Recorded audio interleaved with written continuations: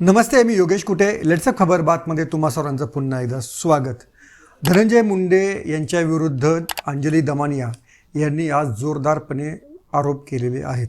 या आरोपांबद्दल उत्तर देताना धनंजय मुंडे यांनी देखील तितक्याच जोरकसपणे त्यांना प्रत्युत्तर दिलेलं आहे, पण तरीही काही प्रश्न शिल्लक राहिलेले आहेत. आता सगळ्यात महत्त्वाची गोष्ट अशी आहे की धनंजय मुंडे यांनी 59 दिवस आपल्यालाच एक आरोपीच्या पिंजऱ्यामध्ये उभं केलं जात असल्याचा मुद्दा उपस्थित केला. आणि दुसरी गोष्ट, आपल्या जिल्ह्याला, आपल्या जातीला आणि वैयक्तिक आपल्याला सातत्यानं बदनाम करण्याचा प्रयत्न अंजली दमानिया आणि काही विशिष्ट कंपूक करत असल्याचा आरोपही या निमित्तानं केलेला आहे. सगळ्या दोन गोष्टी त्याच्यामध्ये क्लिअर करायला हव्यात. धनंजय मुंडे यांच्यावरती आरोप म्हणजे कोणत्या समाजावरती आरोप नाहीत, कोणत्या जिल्ह्यावरती आरोप नाहीत, हे मात्र तेवढंच नक्की आहे. ते एक लोकप्रतिनिधी आहेत, त्यामुळं त्यांनी जर त्यांच्या मंत्रिपदाच्या कारकिर्दीमध्ये काही जर निर्णय घेतले असतील तर त्याचं विश्लेषण करण्याचं आणि त्याच्यावरती शंका घेण्याचा अधिकार हा प्रत्येक नागरिकाला आहे.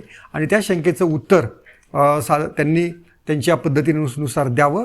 आणि उगीचच विनाकारण हा जो मुद्दा आहे जातीकडे, समाजाकडे, जिल्ह्याकडे, गावाकडे नेण्याची काही गरज नाही, एवढं मात्र निश्चित.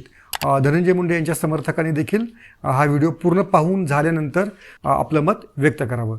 तर महत्त्वाचा जो मुद्दा आहे की अंजली दमानिया यांनी जो काही आज प्रेस कॉन्फरन्स घेतलेली आहे त्याच्यामध्ये त्यांनी कृषी खात्यानं मार्च 2024मध्ये ज्या 320 कोटी रुपयांच्या निविदा काढलेल्या होत्या त्या निविदांबद्दल शंका उपस्थित केलेल्या आहेत. आणि या शंका काय आहेत हे मी तुम्हाला थोडक्यात समजावून सांगण्याचा प्रयत्न करतो आहे. आणि एक 4-5 महत्त्वाचे जे प्रश्न आहेत, खरं तर त्याची उत्तरं धनंजय मुंडे यांनी जर व्यवस्थित मुद्देनिहाय दिली तर अनेक उत्तरं त्यातनं मिळू शकतील. पण अंजली दमानिया यांना उत्तर देताना धनंजय मुंडे यांना दमानियांना शेती कळते का, त्या बदनामी या आहेत, अशी कोटी करण्याचा प्रयत्न केला. ठीक आहे, त्यांचा तो अधिकार आहे. मग धनंजय मुंडे यांना शेती कळते आणि ते जवळपास त्याच्या जवळपास 1-1.5 वर्ष आधी कृषी मंत्री झालेले होते. त्यांना माहिती आहे की शेतकऱ्यांना नॅनो DAP लागणार आहे, नॅनो युरिया लागणार आहे. मग त्याचा निर्णय त्यांनी नोव्हेंबर-डिसेंबरमध्येच का घेतला नाही, मार्चमध्ये त्याची ते वाट का पाहत बसले, असा देखील प्रतिप्रश्न आपण त्यांना विचारू शकतो. त्यामुळं स्वतःच्या नावावर शेती असलेच म्हणजे आपल्याला सगळे शेतकऱ्यांचे प्रश्न समजतात असंही ते समजायचं काही कारण नाही. तर 5 माझे महत्त्वाचे जे प्रश्न आहेत त्याचं उत्तर खरं तर धनंजय मुंडे यांच्याकडनं अपेक्षित आहे. सगळ्यात महत्त्वाचा जो प्रश्न आहे की DBT स्कीम तुम्ही या वर्षासाठी रद्द का केली. म्हणजे मार्च 16 किंवा मार्च 13ला असं काय घडलं होतं की तुम्हाला असं वाटलं की शेतकऱ्यांच्या खात्यामध्ये थेट पैसे देण्याऐवजी आपणच या सगळ्या वस्तू विकत घ्याव्यात आणि शेतकऱ्यांकडे द्याव्यात. म्हणजे DBTसाठी मग मोदी आग्रही होते, फडणवीस आग्रही होते, त्यासाठीचा GR निघालेला होता. मग कृषी खात्यामध्ये असं विशेष म्हणून असं काय घडलं होतं की तुम्ही DBT कॅन्सल केली आणि शेतकऱ्यांना तुम्ही वस्तू विकत घेऊन दिल्या. या DBT कॅन्सल करण्याची हीच कारण होतं. DBT म्हणजे डायरेक्ट बेनिफिशियरी ट्रान्सफर, म्हणजे जो शेतकरी आहे किंवा जो लाभार्थी आहे त्याच्या खात्यामध्ये कॅश देणं आणि त्या रकमेमधनं त्यांना स्वतःला हवी ती वस्तू विकत घेणं, त्यासाठी ती योजना आणलेली आहे. आणि त्यातनं भ्रष्टाचार कमी होईल हाच त्या पाठीमागचा हेतू होता. दुसरी गोष्ट अशी होती की सरकारी ज्या वस्तू असतात त्यांची क्वालिटी अतिशय कमी दर्जाची असते, त्यामुळं त्याच्यावरती हा DBTचा मार्ग आपण शोधलेला होता.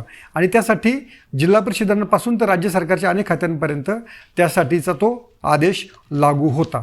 मग अचानक असं काय घडलं की 13 मार्चपासनं कृषी खात्याला असं वाटू लागलं की आपण शेतकऱ्यांच्या खात्यामध्ये पैसे द्यायला नकोत, तर आपण स्वतः त्या वस्तू खरेदी केल्या पाहिजेत. एका बाबीकडे लक्ष वेधू इच्छितो.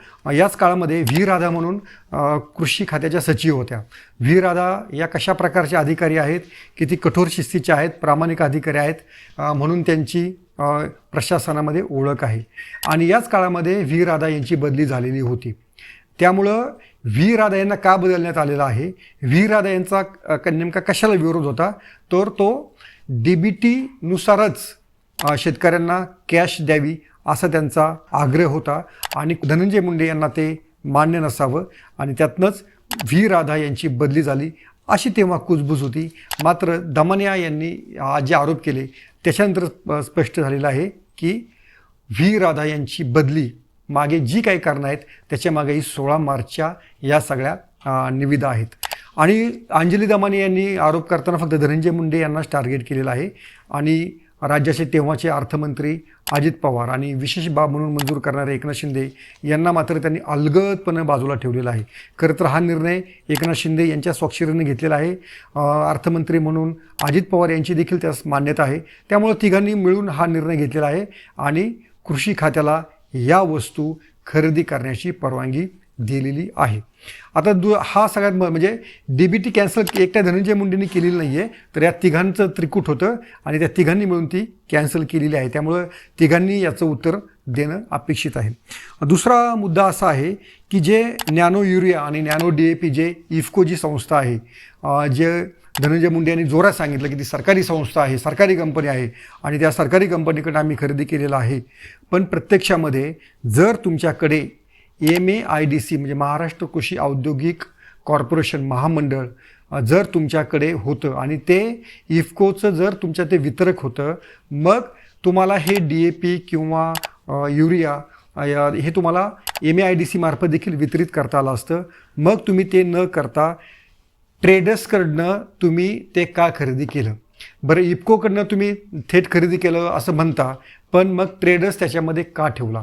आणि सगळ्यात महत्त्वाची गोष्ट अशी आहे, अनेकदा जेव्हा विविध खात्यांमध्ये जेव्हा अशा प्रकारच्या निविदा फुगवल्या जातात किंवा किमती वाढवल्या जातात, तेव्हा त्याच्यामध्ये मोडस ऑपरेंडी हीच असते की सरकारी कंपनीची उत्पादनं घ्यायची पण ती ट्रेडर्समार्फत घ्यायची. म्हणजे सरकारी कंपनीचा जरी रेट X असला तरी ट्रेडर्सकडनं त्याच्या काही पट किंमत ही लावून घ्यायची आणि त्या प्रकारे निविदा काढायचा, असा हा गोरखधंदा गेले अनेक वर्षे राज्यामध्ये सुरू आहे. त्यामुळे इफ्कोचं जरी प्रॉडक्ट असलं तरी ते ट्रेडर्सकडनं घेतल्यामुळं ते सरकारला म्हणजे आपल्या करदात्यांच्या खिशाला मोठं महाग पडलेलं आहे. त्यामुळं तुम्ही इफ्कोकडनं का खरेदी केलं नाही, थेट कंपनीकडनं का खरेदी केलं नाही आणि कंपनीकडनं खरेदी करण्याचं जर तुम्हाला शक्य नव्हतं तर तुम्ही MAIDCकडनं तुम्ही का खरेदी केलं नाही, हा देखील प्रश्न याच्यामध्ये महत्त्वाचा ठरतो. सगळ्यात महत्त्वाची गोष्ट अशी आहे की जर तुम्हाला इतकी घाई होती असं तुम्ही म्हणता, मग हे तुम्ही निविदा आधी पार पाडलेलीच नाही आहे. पण आधी आपण असं असतं सरकारी खात्यामध्ये की आधी तुम्ही माल द्या, आधी तुम्ही काम करा, मग तुम्हाला बिल देतो. मग याच्यामध्ये कृषी खात्याला अशी कोणती घाई झालेली होती की यातली बरीचशी रक्कम ही ट्रेडर्सला किंवा त्या ठेकेदारांना त्यांनी माल द्यायच्या आधीच त्या ट्रेडर्सच्या खात्यामध्ये गेलेली होती. असं कधी होतं का? असं कुठं होतं का? आणि सरकारी खात्यात तरी कुठे होतं का? सरकारी खात्यामध्ये तर एखादं बिल जर मंजूर करायचं असेल तर त्या ठेकेदाराला किंवा इतरांना किती चक्रा मारावं लागतात याचा अनुभव काही नवीन नाही आहे. मग या कंपन्यांवरती ही मेहर नजर कृषी खात्यानं काय केलेली आहे, त्यांच्या खात्यामध्ये त्यांनी माल सप्लाय करायच्या आधीच पैसे का दिले गेले, या प्रश्नाचं उत्तर देखील धनंजय मुंडे यांनी द्यायला हवं.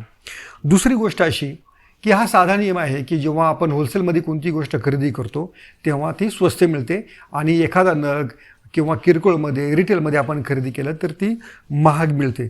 मग या ठिकाणी असं कोणतं गणित बिघडलेलं आहे की 20-20 लाख बाटल्या महाराष्ट्र सरकारनं खरेदी केलेल्या आहेत आणि त्या लाख बाटल्या खरेदी करूनही त्यांचा दर हा किरकोळ बाजारापेक्षा जास्त आहे, जवळपास दुप्पट आहे.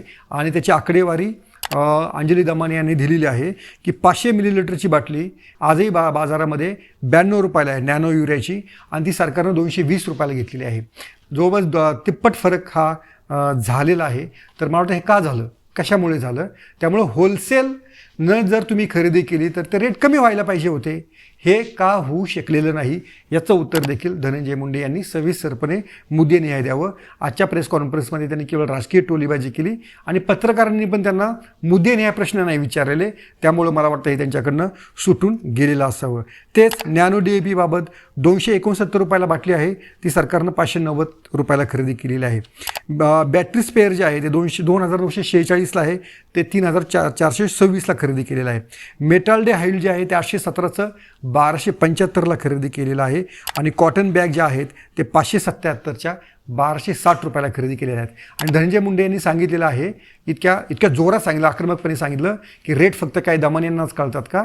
बरोबर आहे, रेट तुम्हाला पण कळू शकत असतील, पण हे रेट जास्त का आहेत याचं उत्तर तुम्ही आम्हाला द्यावं. आणि होलसेलमध्ये जर तुम्ही खरेदी केलं असेल तर किरकोळपेक्षा होलसेलचे रेट जास्त कसे याचं गणित देखील तुम्ही सामान्य माणसाला समजावून सांगावं. आता मला एक 5वा प्रश्न जो आहे तो दमाने यांना विचारायचा आहे. तुम्ही फक्त धनंजय मुंडे यांना टार्गेट केलेलं आहे, त्यांच्या खात्याच्या निविदा निघालेल्या आहेत. तेव्हाचे अर्थमंत्री अजित पवार आणि एकनाथ शिंदे यांच्याबद्दल चकार शब्द तुम्ही का काढत नाहीत, हा देखील खरा औत्सुक्याचा प्रश्न आहे. त्यामुळे हा जो 5वा प्रश्न आहे हा दमाने यांसाठी आहे. खरं तर तेव्हा राज्य सरकारनंच व्ही राधा यांना दूर केलेलं होतं, कारण IAS अधिकाऱ्यांच्या बदल्या केवळ कृषी मंत्री करू शकत नाहीत, तर त्याला मुख्यमंत्र्यांची देखील परवानगी लागते. त्यामुळे व्ही राधा यांची बदली करण्यामागे केवळ धनंजय मुंडे यांना दोष देऊन चालणार नाही, तर तेव्हाच्या सरकारचा देखील दोष होता. दुसरी गोष्ट अशी आहे, प्रवीण गेडाम हे देखील कार्यक्षम IAS अधिकारी म्हणून ओळखले जातात आणि त्यांनी नाशिकमधल्या सगळ्या TDR घोटाळा मोठ्या प्रमाणात काढलेला होता आणि त्यांनी देखील सरकारला पत्र लिहिलेलं होतं की तुम्ही अशा प्रकारच्या निविदा काढू नका. त्यानंतर त्यांची देखील बदली झालेली आहे. त्यामुळे या प्रश्नांची उत्तरं एकट्या धनंजय मुंडे यांनी नाही, तर अजित पवार आणि एकनाथ शिंदे यांनी देखील द्यायला हवीत. ही रक्कम छोटी मोठी नाही आहे, 320 कोटी रुपयांची रक्कम आहे आणि केवळ 30 मार्चच्या बागुलबुवा दाखवून ही रक्कम काढण्यात आलेली आहे, एवढं मात्र निश्चित. आणि यातला आणखीन एक ढळढळीत मला वाटतं दमानेने जो एक मुद्दा मांडलेला आहे तो म्हणजे या निविदांना आचारसंहिता संपल्यानंतर किंवा मतदान संपल्यानंतर मंजुरी दिलेली आहे. असला घोडाबाजार कुठे झालेला आहे, असलं सरकारी मेहर जर कोणावर झालेली आहे की निविदा मंजूर नाही, टेंडर मंजूर नाही, तरी तुमच्या खात्यामध्ये पैसे दिले जातात, हा एवढा लाभाचा व्यवहार कोणासाठी झालेला आहे, या प्रश्नाचे उत्तर मात्र धनंजय मुंडे यांनी कोणताही आडपडदा आणि कोणताही बहाणा न देता द्यायला हवीत, एवढं मात्र निश्चित. तुम्हाला काय वाटतं आवर्जून सांगा आणि पाहत राहा लेट्सअप मराठी.